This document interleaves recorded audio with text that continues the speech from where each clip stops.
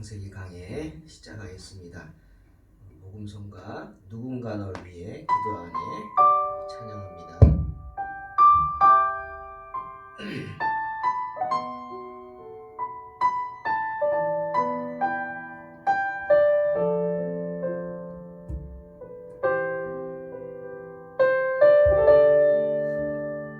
당신이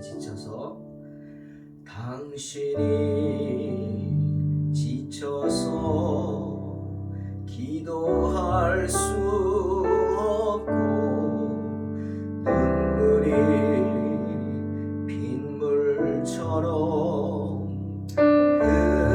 흘러내릴 때 주님은 우리 연약함을 아시고 사랑으로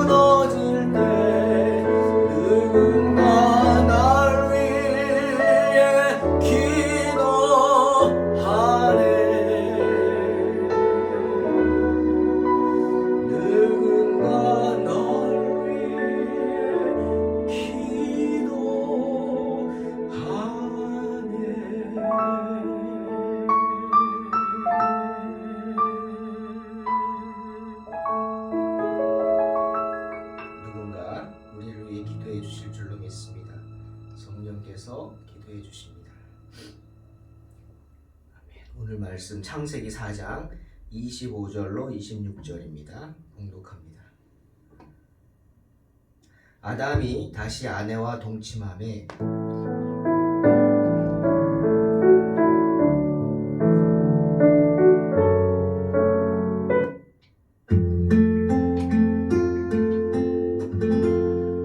내가 너를 빚어 다시 읽습니다. 창세기 4장 25, 26절 아담이 다시 아내와 동침함에 그가 아들을 낳아 그 이름을 셋이라 하였으니 이는 하나님이 내게 가인의 죽인 아벨 대신에 다른 씨를 주셨다 함이며 셋도 아들을 낳고 그 이름을 에노스라 하였으며 그때 사람들이 비로소 여호와의 이름을 불렀더라. 아멘. 우리는 가인의 후예인 람에게 이야기를 통해서 이 가나안 족속들의 포악하고 불신앙적인 모습을 보았습니다. 이 가인의 후예들, 람의 후예들이 지금의 가나안, 그 전에 이스라엘의 가나안 족속들이었죠. 이제 본문은 아담의 셋째 아들 셋을 통한 약속의 자녀에 대한 이야기를 합니다. 아담과 하와는 장남 가인이 동생 아벨을 죽이는 끔찍한 일을 겪었습니다. 큰 충격에 빠졌을 것입니다. 동생 아벨을 죽이고도 회개하지 않고 심지어 하나님을 버리고 아마 하나님을 욕하고 저주했을지도 모르죠. 떠나버리는 가인의 그런 모습을 보고 큰 아픔과 상처를 받았습니다. 아마 무엇을 느꼈을까요? 아담과 하와는 죄책감에 사로잡혔을 겁니다. 어떻게 우리 아들들 가운데 이런 끔찍한 일이 일어났을까? 그렇지 않습니까? 자녀들이 뭔가 잘못하면 부모는 왠지 마음이 아프죠. 내 탓인 것 같고 아마 아담과 하와도 그랬겠죠. 뭐가 생각났죠? 바로 자기들의 죄가 생각났을 겁니다. 말씀의 불순종에서 선악과를 따먹었던 그 죄, 그리고 그들을 유혹했던 그 뱀의 그 사악함이 자기 아들 이 가인에게 이어진 것을 보고 큰 충격을 받았을 겁니다. 그러면서 어떻게 했을까요? 자책했겠죠. 자책하고 스스로 고통스러워했을 것입니다. 누구의 고통이 더 컸을까? 하와의 고통이 아닐까요? 이제 하나님께서 자신들을 완전히 버리셨다고 생각했을지도 모릅니다. 그렇게 절망하고 있을 때 이 셋의 탄생은 바로 새로운 희망의 시작이었습니다. 하나님을 향한 소망의 끈이었죠. 가인과 라멕과 같은 그의 후손들 때문에 그들도 아들과 손주들 아닙니까? 아담과 하와가 얼마나 큰 고통을 받았겠어요. 그러나 이 셋의 탄생은 그러한 고통을 위로해주는 하나님의 은혜였습니다. 신학자 칼 데리치 주석을 보면서 그런 생각을 못했는데 그렇구나 하는 구절이 25절에 이는 하나님이 내게 가인의 죽인 아벨 대신에 다른 씨를 주셨다라고 말한 이 네 개가 누굴까요? 바로 하와입니다. 하와. 그렇죠. 하와죠. 4개 주셨죠. 셋을. 이 셋이라는 이름은 보상이라는 뜻이 있는데 이 셋이라는 이름을 지은 사람도 하와일 것이다 말합니다. 나를 보상해 주셨다는 거죠. 내 아픔을 위로해 주시고 하나님께서 나에게 셋을 주심으로 가인에게서 받은 그 상처를 위로해 주시고 그 아픔을 보상해 주셨다는 뜻이죠. 가인으로 인해 흔들렸던 우리의 가정이 이 셋을 통해서 다시금 세워졌다는 겁니다. 은혜죠. 셋은 아담과 하와를 향한 하나님의 자비하심이 여전하다. 그 사실을 보여주는 것입니다. 때문에 원문을 보면 하와는 그 하나님, 이는 하나님이 내게이라고 말할 때 이 하나님을 엘로힘이라는 히브리어로 표현하고 있습니다. 하나님은 이름이 여러 가지 표현이 많죠. 이름이 아니죠. 표현이죠. 내가 믿는 하나님이에요. 여러분이 믿는 하나님 어떤 하나님이에요? 병 가운데 고통당하다가 하나님의 은혜로 치료함 받은 분들은 뭐라 그럴 거예요? 여호와 라파라 그럴 거예요. 그 무슨 뜻이에요? 하나님은 나를 치료하시는 하나님입니다. 어려운 가운데 나로 그 어려움을 이기고 승리하게 했습니까? 그럼 뭐라 그래요? 하나님은 나의 여호와 니시의 하나님이다. 승리란 뜻이죠. 오늘 하와는 그 하나님을 뭐라고 표현했어요? 엘로힘이라고 표현했어요. 이 엘로힘은 능력의 하나님이란 뜻이에요. 그리고 이 엘로힘은 우리가 쉽게 부를 수 있는 이름이 아니에요. 왜? 능력을 행하시는 놀라운 그 경이로운 하나님을 어떻게 함부로 표현할 수 있어요? 하나님께 경의를 표현하는 단어가 엘로힘이거든요. 그러니 셋의 탄생, 즉 셋을 자기에게 주신 그 하나님을 엘로힘이라고 하와는 표현하면서 그분을 높이고 그분의 경이로운 그 자비하심에 감사하는 겁니다. 사랑하는 성도 여러분, 이 셋의 탄생은 우리에게도 많은 것을 생각해야 합니다. 참으로 스스로 지은 죄를 통회하고 가슴 아파하는 사람들에게 주시는 하나님의 위로죠. 끝까지 아무리 어려운 일이 있어도 끝까지 하나님을 향한 믿음을 잃지 않는 사람들에 대한 소망의 씨앗임을 알아야 합니다. 시편 34편 18절에 여호와는 마음이 상한 자에게 가까이 하시고 중심에 통회하는 자를 구원하시는도다 말씀하십니다. 또 시편 51편 17절 하나님이 구하시는 제사는 상한 심령이라 하나님이여 상하고 통회하는 마음을 주께서 멸시치 아니하시리이다 말씀하십니다. 사랑하는 성도 여러분, 혹시 지은 죄로 인해 힘들어하고 계십니까? 여전히 그 죄 때문에 죄책감에 그 죄의 늪에서 죄책감의 늪에서 헤어나오지 못하고 헤매고 계십니까? 하지만 하나님은 기다리십니다. 언제고. 우리가 어떤 죄를 지었다 할지라도 우리가 그 죄를 회개하고 돌이키는 그 순간을 기다리고 계십니다. 하나님은 그렇게 통회하는 사람, 통회한다? 뭐예요? 계속해서 뉘우치는 거죠. 계속해서 뉘우치는 그렇게 통회하는 사람에게 셋이라는 소망의 씨앗을 심어주심을 믿으시기를 주의 이름으로 축원합니다. 이 셋이 자라서 아들을 낳습니다. 그리고 그 아들의 이름을 뭐라고 했어요? 에노스라고 했습니다. 여러분, 이 이름들의 의미가 참 우리에게 생각해야 하는 게 많아요. 26절에 그때 사람들이 비로소 여호와의 이름을 불렀더라 말씀하시죠. 여기서 이 에노스라고 셋이 이름을 지었는데 에노스라는 이름은 미약하다는 뜻입니다. 연약하다는 뜻이에요. 근데 왜 무슨 아버지가 아들 이름을 연약한 애야 라고 짓겠어요? 연약하다고 에노스라고. 이유가 있죠. 항상 생각하라는 거예요. 너는 연약한 존재임을 생각하라는 거예요. 누구랑 다르지 않습니까? 라멕하고 다르죠.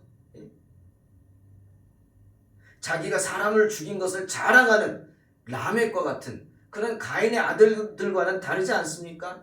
포악하고 교만하고 자기 멋대로 행하는 그런 가인의 후예들, 가나안 족속들과는 달리 셋은 자기 아들의 이름을 에노스라고, 너는 죽을 수밖에 없는 그런 연약한 존재라, 이런 뜻으로 이름을 지어줍니다. 왜죠? 가인의 족속과 다르게 살라는 거예요. 교만하게 살지 말고 내 힘과 혈기대로 살지 말고 겸손히 하나님 앞에 엎드리는 삶을 살라는 거죠. 에노스는 늘 자신의 이름이 불려질 때마다 그런 생각했을 거예요. 그래, 나는 연약한 존재야. 사람 앞이 아니에요. 하나님 앞에서. 나는 정말 하나님 앞에서 연약한 존재야 하고 교만한 마음을 꺾을 거예요. 그리고 엎드렸을 것입니다. 다릅니다. 여러분, 달라요. 이렇게 셋의 자녀들은 가인의 후손들과는 다릅니다. 하나님 앞에 서는 모습이 다릅니다. 생각이 다르고 마음가짐도 다릅니다. 질적으로 다른 겁니다. 정말 저와 여러분은 하나님의 자녀로서 믿지 않는 사람들하고 뭐가 달라야 돼요? 질적으로 다른 존재가 돼야 합니다.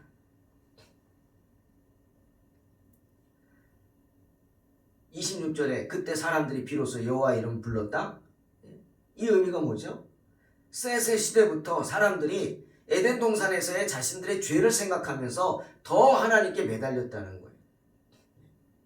가인의 족속들은 자기가 스스로 나가고 하나님을 떠났다고 했잖아요. 스스로가 떠났어요. 물론 에덴 동산에서 다 쫓겨났죠. 죄를 졌으니까 함께할 수 없어서. 하지만 하나님이 그들을 버리신 건 아니죠. 그런데 가인은 스스로가 하나님을 떠났습니다. 자기가 하나님 버렸어요. 그러고 어떻게 했을까요? 도리어 하나님 원망했겠죠. 자기가 버려놓고 하나님이 버렸다고 원망했겠죠. 그리고 아담의 다른 자손, 셋의 자손들을 미워했겠죠. 하지만 이 셋의 자손들은 바로 셋의 시대부터 사람들은 자기의 죄를 생각하면서 더 하나님께 예배하고 더 열심히 신앙생활하려고 애를 썼다는 거예요. 왜? 가인의 후손들을 보니까 저건 아니잖아요. 저렇게 포악하고 교만하고 짐승처럼 살아가는 그들과 우리가 같다고 생각하고 싶지 않거든요. 사춘지간이지만 싫은 거죠. 저들과 다르게 구별되기 위해서 셋의 시대부터 어떻게 예배 생활을 시작하고 더 열심히 신앙생활을 했다는 거예요. 여러분, 갑자기 그 생각이 났어요. 누가복음 23장 28절의 말씀이 생각났어요. 바로 주님이 십자가를 지시고 그 고통 속에서 골고다 언덕으로 오르실 때 많은 여인들이 주님을 따르면서 울었어요. 그때 주님이 그 여인들을 보고 이렇게 말씀하셨어요. 예루살렘의 딸들아, 나를 위하여 울지 말고 너희와 너희 자녀를 위하여 울라. 왜입니까? 내가 불쌍하다고 울지 말고 너희 자녀들이 지은 죄를 생각하고 울라는 겁니다. 하나님의 아들을 십자가에 못 박은 그 죄가 너무도 크기 때문에 그 죄를 생각하고 울라는 거예요. 그 큰 죄가 너희들 자녀 손손이 이어져서 정말 끔찍한 고통을 당할 것이다. 그것을 생각하고 울라는 거예요. 여러분, 내가 선하게 살고 하나님 앞에 축복을 받고 살면은 우리의 후손들이 어떻게 되죠? 잘 되죠. 하나님 약속하셨어요. 은혜를 1000대까지 내려주신다. 예? 내 자녀들이 정말 잘 되고 평강의 축복을 얻고 하나님의 축복을 받는 걸 보면 얼마나 기쁩니까? 감사하죠. 그런데 그 거꾸로는 어떻게 될까요? 그렇지 못하고 악하게 살고 하나님을 대적하고 살았던 사람들은 생육하고 번성하면 뭐합니까? 그럴수록 더 고통이죠. 자기 자녀들이 당하는 고통을 볼 뿐이죠. 얼마나 괴롭겠습니까? 가인은 그런 고통을 당한다는 거예요. 하지만 셋은 아닙니다. 하나님께서 당신을 예배하는 자들에게 평강의 평강을 더할 것이기 때문이죠. 그때 사람들이 비로소 여호와 이름을 불렀더라? 그겁니다. 더 열심히 신앙생활 하려고 하는 후손들을 보면서 아담이 그 후에 800년을 더 살았는데 셋이 얼마나 더 기뻤겠습니까? 아마 이때부터 가정 예배만 드린 게 아니라 가장을 중심으로 하나님께 기도하고 그게 아니라 골방이 아니라 어떤 공적인 장소에서 오늘날 예배당과 같은 어떤 공적인 장소에서 같이 모여서 어느 정도 격식을 갖추고 예배를 드리기 시작한 것 같습니다. 그리고 나는 예배자라고 선포했죠. 나는 하나님을 경외하는 사람들이다 라고 선포하면서 스스로를 구별한 거예요. 이 부분에 대해서 어떤 성경사본은 이 구절을 이렇게 번역을 했대요. 그때 사람들이 비로소 여호와의 이름을 일컬음을 받기 시작하였다. 이름으로. 여호와의 이름으로 일컬음을 받기 시작하였다. 무슨 말이에요?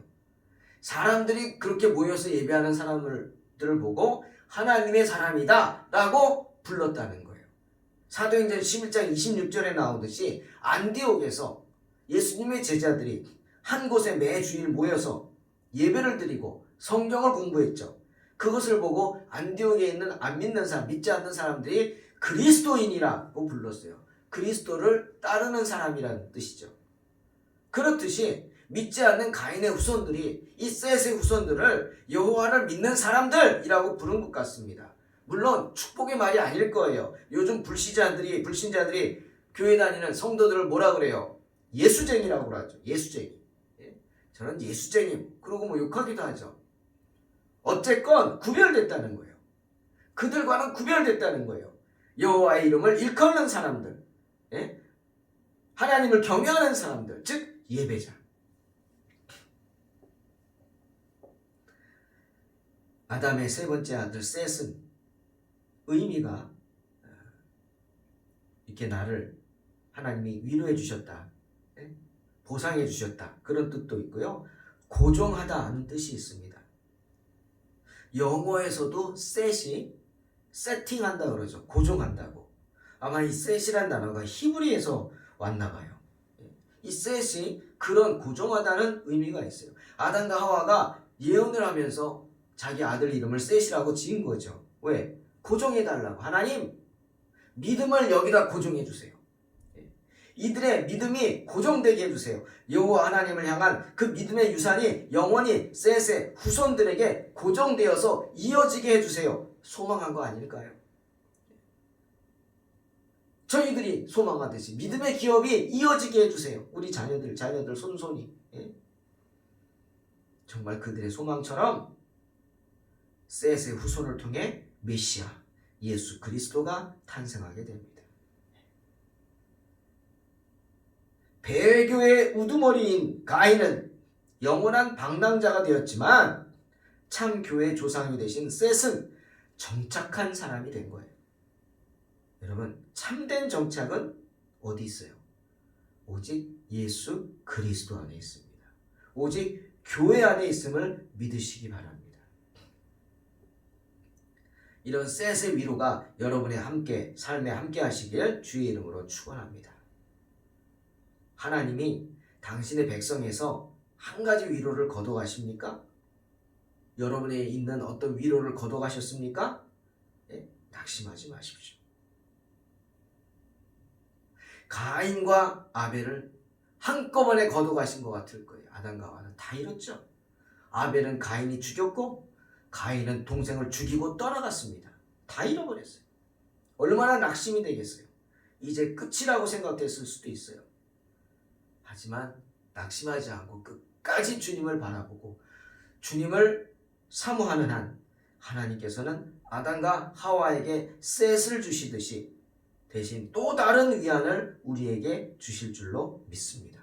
그 위안은 이전에 누리던 그 어떤 위안보다 더 큰 축복이 되는 위로가 될 줄로 믿습니다. 바로 화가 변하여 복이 되는 축복이죠. 사랑하는 성도 여러분, 그러니 낙심하지 맙시다. 절망하지 맙시다. 오늘이 끝이면 어떻습니까?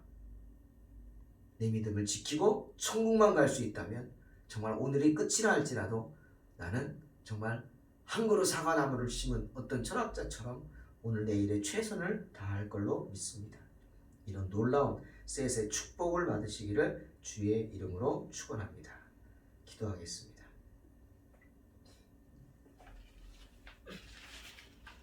하나님 감사합니다. 오늘도 저희들에게 놀라운 은혜를 주셔서 말씀을 통해 새롭게 하시니 감사합니다. 하루하루 살아가면서 하나님의 은혜를 묵상하게 하시고 주님의 은혜 가운데 항상 주님을 의지하는 삶을 살게 하여 주시옵소서. 주님, 우리는 부족합니다. 우리는 연약합니다. 언제 어디서 넘어지고 쓰러질지 모르지만 그때마다 주님 붙잡아 주시고 하나님의 은혜로 함께하여 주시옵소서. 예수님의 이름으로 기도하옵나이다. 아멘. 믿음으로 승리하시기 바랍니다.